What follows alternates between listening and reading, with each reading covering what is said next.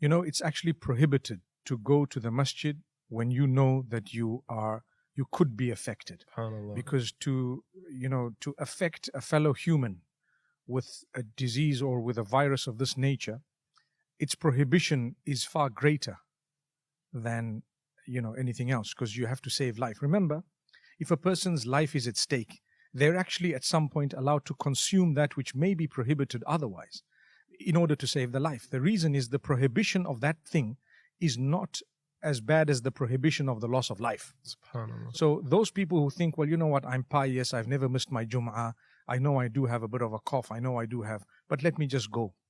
They're actually perpetrating something heinous. It's a major sin, actually. There was a brother in one of the Middle Eastern countries where he was in quarantine in the hospital. He disappeared on Friday at 1 o'clock. He came back at 2:30. They told him, where did you go? He said, I went to Salat al-Jum'ah. And he had the virus. And it's just a shame that people think, no, how could you say this? This is Jum'ah. But you know what? It has happened in the past. And it's not going to be the last time. It's going to happen in the future. This is where all the rules and regulations come in. Mufti, I guess it all comes back to the importance of having that knowledge. Like, it's not enough to just have good intentions, because you think you're doing something good, but without the right knowledge, you could in fact be committing a grave sin. And that's the scary part about it. And just on that note of knowledge, there's a lot of talk going around that coronavirus is a punishment from Allah. How should Muslims, confront this allegation?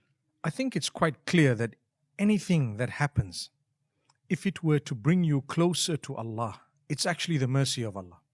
And if it were to distance you from Allah, perhaps it may be a punishment of Allah.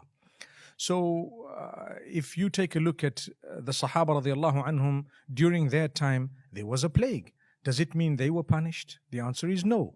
So there were rules and regulations in place, and it was their time to be tested. Are you going to follow what Allah and His Rasul sallallahu alaihi wasallam have laid down, or are you going to do your own thing?